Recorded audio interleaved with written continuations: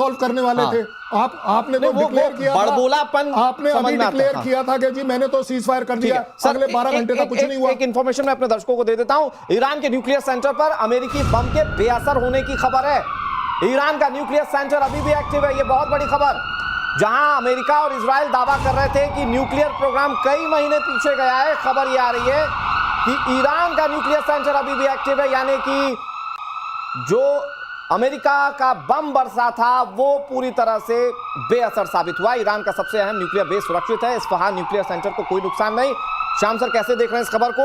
बहुत एग्जैजुरेट किया गया है कि अमेरिका ने जो B-2 बॉम्बर का इस्तेमाल किया उससे इतना गड्ढा हो गया, इतना अंदर तक मार दिया, लेकिन अभी भी न्यूक्लियर सेंटर एक्टिव है ईरान।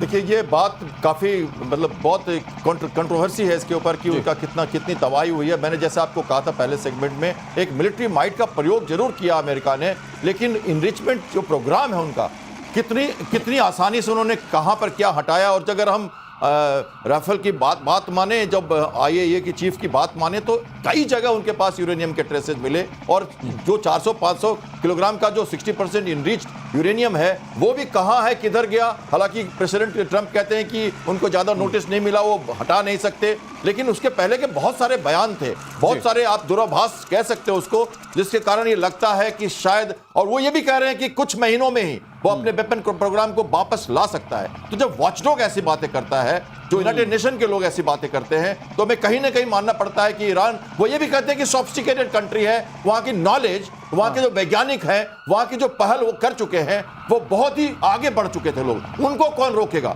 उनको कहां हमने तबाह किया? कुछ साइंटिस्ट आपने मार दिए, लेकिन रक्त बीज है ये कंट्री रुकने वाला नहीं है। इसके पास वो प्रोग्राम है जो लोग मानते हैं कि वो पुनः वापस आएगा और अपने प्रोग्राम को, और टैसिट अरेंजमेंट से चाइना और रशिया की फिर अगर ऐसा होता है तो फिर अमेरिका और इजराइल दोनों के लिए चिंता की बात है। इस बीच एक बड़ी खबर अपने दर्शकों को बता देते हैं। चीन की सेना में एक बहुत बड़ी खलबली की खबर है। शीर्ष जनरल और नौसेना प्रमुख को जिनपिंग ने हटा दिया है। एक न्यूक्लियर साइंटिस्ट को भी हटाया गया है। भ्रष्टाचार के आरोप में हटाए जाने की बात चाइना कह रहा है। और हमारे साथ मेजर गौरव आर्या हैं। मेजर, ये सवाल मैं आपसे लेता हूं, चीनी सेना में एक बड़ी हलचल और कई जब बड़े पदाधिकारियों को हटाया जा रहा है तो उसके मायने क्या निकाले जाए? मुझे ऐसा लगता है कि ये शी जिनपिंग के कौन डायरेक्टली कितने लॉयल हैं, कौन उनका खासुल खास है, क्योंकि चाइना में जिस तरीके से काम होता है, जिस तरीके से लोगों को हटाया जाता है, पर्सनल लॉयल्टी पे बहुत ध्यान दिया जाता है। और दूसरी चीज कि पॉलिटिकल एफिलिएशंस उनके कौन से हैं। अगर उनको लगता है कि कम्युनिस्ट पार्टी ऑफ चाइना के साथ उनकी पॉलिटिकल अलाइनमेंट इतनी नहीं है जितनी होनी चाहिए, ये पॉलिटिकली उतने इंडोक्ट्रिनेटेड नहीं है जितना होना चाहिए, उस वक्त चाइनीज जो हैं या शी जिनपिंग उनको चुपचाप से हटा देते हैं। ये सिर्फ पहले अपने फॉरेन मिनिस्टर और डिफेंस मिनिस्टर के साथ भी कर चुके हैं, तो ये कोई नई बात नहीं है। चीन ये करता रहता है, फ्रेश ब्लड लाने के लिए इनको गायब कर देगा, और ये आपको मीडिया में भी नहीं मिलेंगे, मीडिया से भी गायब कर दिया जाए। बिल्कुल सर, ये चाइना की मोडस ऑपरेंडी रही है। लेकिन इस बीच एक बड़ी खबर अपने दर्शकों को बता देते हैं। तेजस की मारक क्षमता और बढ़ने जा रही है। इजराइल तेजस जेट के लिए रडार बनाने जा रहा है। ये बड़ी खबर हम आपको बता रहे हैं। जंग के हालातों के बीच ये खबर बहुत इंपॉर्टेंट है। तेजस जेट के लिए रडार इजराइल की ओर से बनाए जाएंगे। इस बीच एक और बड़ी खबर आपको बता दें। रूस से S-500 खरीदने की तैयारी में है भारत। एयर डिफेंस सिस्टम को लेकर रूस से बातचीत शुरू हो गई है। पाकिस्तान की चाइनीज चाल को नाकाम किया जाएगा। स्टिल्थ लड़ाकू विमानों के लिए काल माना जाता है S-500। सर, ये डील कैसे देख रहे हैं शैलेंद्र सर, रूस के साथ भारत की? देखिए, जो ये डील है इसकी सबसे बड़ी इंपॉर्टेंस इस बात की नहीं है कि हम सिर्फ S-500 ले पाएंगे। हमारी उनके साथ जो डील चल रही है वो इस बात की है कि जॉइंट मैन्युफैक्चरिंग भी करेंगे। वहां से गाड़ी जो है ना वो बिल्कुल टोटल टर्न ले लेता है, क्योंकि 500 अगर आप उसकी टेक्नोलॉजी को एब्जॉर्ब कर पाते हैं, उसको डेवलप कर पाते हैं, तो आप 600 की तरफ जाएंगे। और उसका सबसे बड़ा फायदा यह है कि ना केवल आप हाइपरसोनिक मिसाइल्स को मार पाएंगे, आप स्टेल्थ एयरक्राफ्ट्स को मार पाएंगे, आप इवन जो लो ऑर्बिट में सैटेलाइट्स हैं उनको भी गिरा पाएंगे, जो अपने आप में सबसे बड़ी डेंजरस सिचुएशन हो गई चाइना के लिए, पाकिस्तान के लिए नहीं। लेकिन वो पाकिस्तान के लिए ऑटोमेटिकली इसलिए हो जाती है, ये सारे वेपन सिस्टम काम किसके लिए करते हैं वॉर में? वो पाकिस्तान के लिए करते हैं। सो इस वजह से आप देख रहे हैं कि दोनों के बीच में बहुत बड़ी चिंता है। और उससे भी बड़ी चिंता मुझे लगता है दुनिया को होनी चाहिए। जिस दिन इंडिया इनको मैन्युफैक्चरिंग करना शुरू हो जाएगा, we will be one of the largest exporter यहां पर आएगी इकोनॉमिक एक रेवोल्यूशन, एक इकोनॉमिक गेन जो इंडिया देख रहा है। ठीक है श्याम सर, बहुत जल्दी से इस पे क्विक रिएक्शन। तो अगर स्टिल्थ फाइटर जेट को मार गिराने वाला हमारे पास अगर एयर डिफेंस सिस्टम आएगा तो ये तो बहुत बड़ी विक्ट्री होगी, क्योंकि अभी सबसे बड़ी सिरदर्दी ये स्टिल्थ फाइटर जेट है जो रडार से बच जाते हैं। आज का युग जो है हमारा ये एयर डिफेंस का है, डिस्टेंस ऑपरेशंस का है, स्टैंड ऑफ वेपन्स का है, और इस हिसाब से मिसाइल्स और एयरक्राफ्ट को रोकने के लिए सबसे जरूरी है उनकी वार्निंग सिस्टम, और उसके बाद इंटरसेप्ट करके और ऑटोमेटिकली फायर कंट्रोल रडार का सॉल्यूशन कि कौन सा इंटरसेप्टर, कौन सा सरफेस टू एयर मिसाइल उनको एंगेज करे, कितनी दूर पर करे। उस हिसाब से हमें दूरी जितनी दूर, आईसीबीएम की हम बात कर रहे हैं, जब हम बैलिस्टिक मिसाइल्स की बात कर रहे हैं तो हमें जो स्पेस से जो मिसाइल्स आ रही हैं उनको पकड़ना पड़ेगा, और उस हिसाब से 500 बहुत ही कामयाब होने वाला। आपने बात किया तेजस मार्क 1 में जो हम लगाने वाले हैं, ऐसा इलेक्ट्रॉनिकली स्कैन रडार की जो भी इजराइल और भारत के समझौते के साथ, भारत की कंपनियों के साथ मिलकर बनेगा, और इसके बाद ये भारत के लिए बड़ी उपलब्धि है, भारत इसका एक्सपोर्टर बन पाएगा। लेकिन एक बड़ी खबर आ रही है कि पाकिस्तान के झूठ पर भी भारत ने स्ट्राइक कर दी है। वजीरिस्तान हमले में भारत को बदनाम करने की साजिश नाकाम हो चुकी है। भारत ने पाकिस्तान के आरोपों को खारिज कर दिया। पाकिस्तान ने हमले के लिए भारत को दोषी बताया था।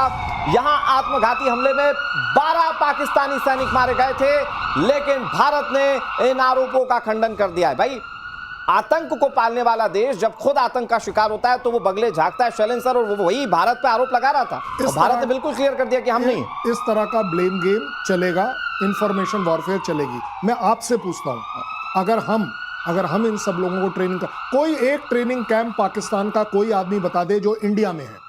मैं तो 10 गिनवा दूंगा कहां है। आप एक गिनवाइए मुझे कहां है। अच्छा चलिए कोई बात नहीं, आप ये टेररिज्म की लड़ाई की बात कर रहे हैं ना भाई, आपने बोल दिया, आप हमारा एक टेररिस्ट का नाम बताइए जो इंडिया में है या इंडिया सपोर्टेड है, कोई एक बता दीजिए।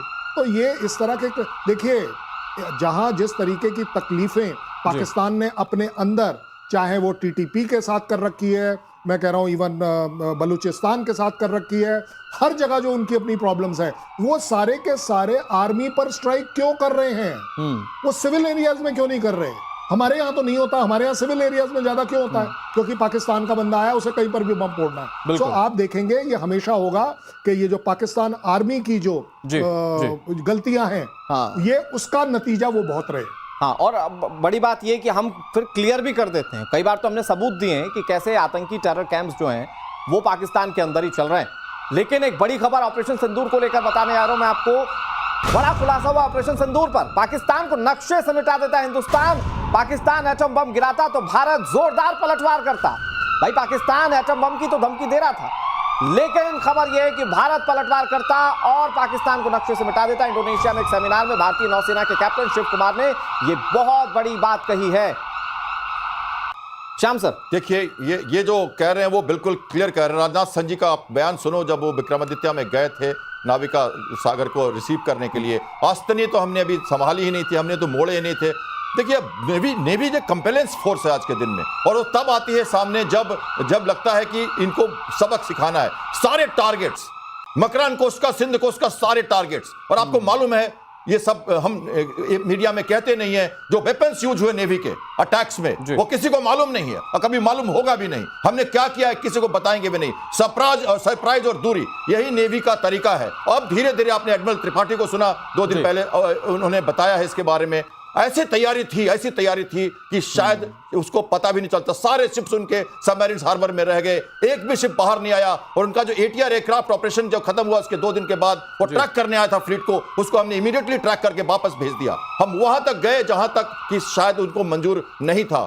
हम वो एक्ट ऑफ जो वॉर है टेरर को जो हमने करार किया है, अब हम इंटरनेशनल स्पेस से, अब हम इंटरनेशनल सी से वो वार कर सकते हैं। वहां हम रुके हुए थे। जब 10 से 12 बजे तक DGMO ने दोनों से बात नहीं की थी, उसका एक मकसद था। कैबिनेट ने उस समय फाइल क्लियर की और डिक्लेयर किया 3 बजे प्रधानमंत्री ने 10 मई को कि हम टेरर को एक्ट ऑफ वार घोषित करते हैं। और तब वो रोल आर्म फोर्सेस को मिला कि अब हम हॉट परस्यूट, सेल्फ डिफेंस में वापस जाना और वो बातें करना जो शायद किसी को पता नहीं है। तो आपने DGNO को सुना होगा, अगली बार पाकिस्तान ने कुछ किया तो क्या होगा ये उसे मालूम है, इसलिए उन्होंने सीज फायर कराया। लास्ट क्वेश्चन शैलेंद्र सर, मेरे पास कुछ सेकंड्स का टाइम बचा हुआ है, बस क्वेश्चन ये, तो मतलब ये गीदड़ बबकियां थी न्यूक्लियर की, अगर भारत अपनी पर आता